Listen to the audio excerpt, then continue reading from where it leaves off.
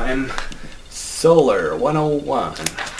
Okay, very basic intro. We're not going to actually get to play with any of the toys today, but it's got all the stuff that I think everybody needs to understand before they try to build a solar system. But we've got to go through all the intro stuff first.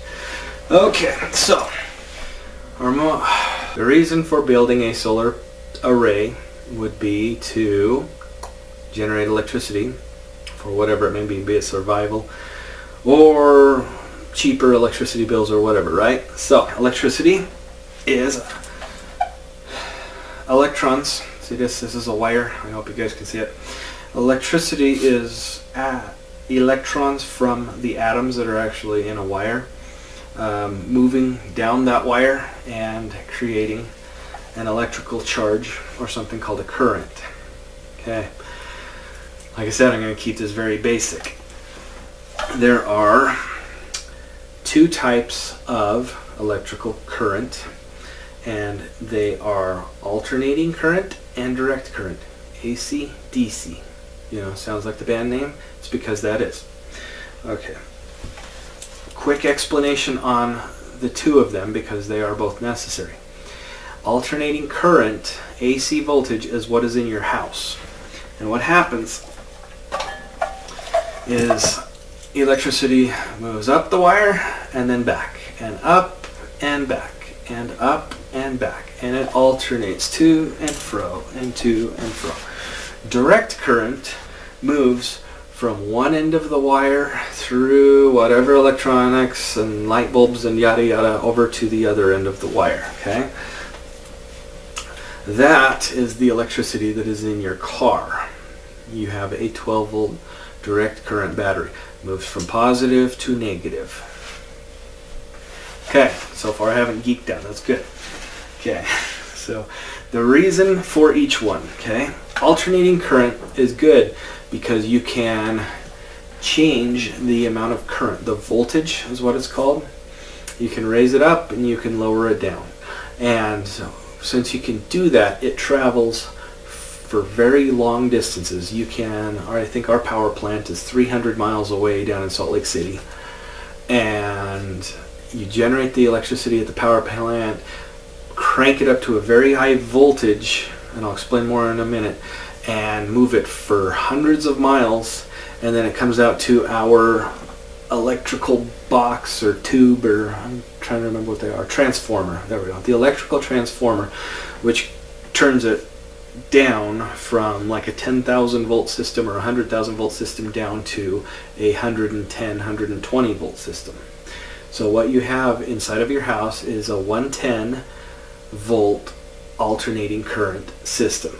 So where the electrons are moving back and forth and eventually getting there, but they're moving back and forth. Okay, so that's the advantage of AC.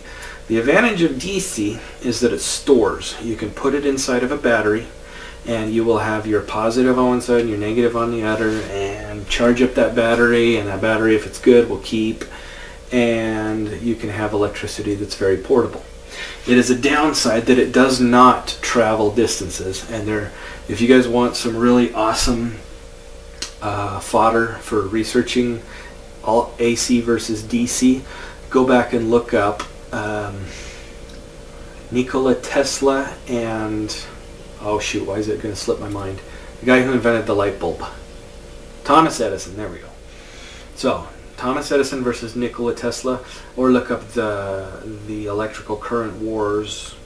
Any of that is really good stuff on Wikipedia if you totally want to geek out on this stuff.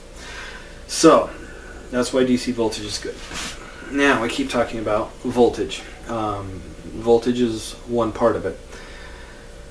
One part of electricity. There's another part, and the two of them combined, you have to have a little bit of each of them in order to have electricity, because your imagine a river, and your voltage is how fast that river is flowing, right? Well, you can have a very fast river but still not flowing a lot of water if it's a small river, right? Okay, so that's voltage, is how fast that river is flowing. Well, now think of how deep or how wide or how big that river can be, and let's just imagine that that something is called amperage. Okay, you have to have at least a stream of water, so a little bit of amperage, and you have to have it flow somewhere to have voltage in order to move that water or move that electricity. So your voltage and your amperage. Okay, if once you have those two, then you have electricity. The way to calculate your electricity. So I'm really trying to be quick and crude, and it's otherwise I go off on a tangent. The way that you calculate your electricity is, and it's basically the way most everything is determined here. So if you learn nothing else, I think this is the most important thing to learn, and it's called your wattage. Let's use a 60 watt light bulb, okay? And when you have your 110 volts, 120 volts moving through your house, and you have a 60 watt light bulb, what you are using is 1/2 of an amp. That's how,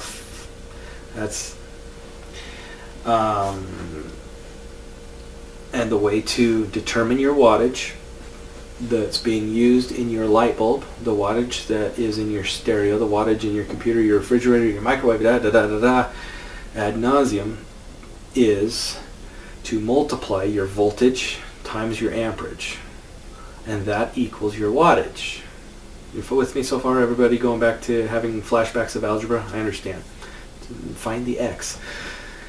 So your 120 volts at 1/2 of 1 amp, so 120 times 0.5 is 60. There's your 60 watt light bulb, okay?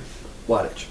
If you have a 1000 watt microwave, then you're using 9 amps at 110 volts to power that microwave.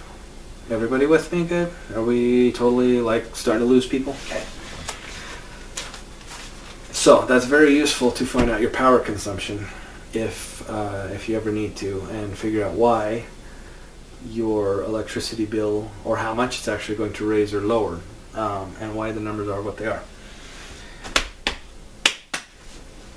Now, I guess we'll move on to this one. So this one is an inverter, and this one is a converter. This one you plug into a wall, and it spits out battery voltage. This one you plug into a cigarette lighter in a car, and it spits out wall voltage, right?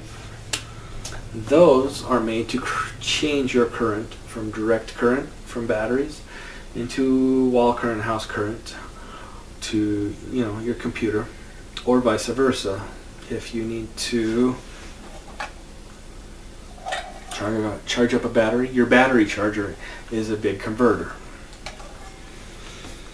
Okay, I think that is where we will end for Solar 101. Let's go to Solar 102.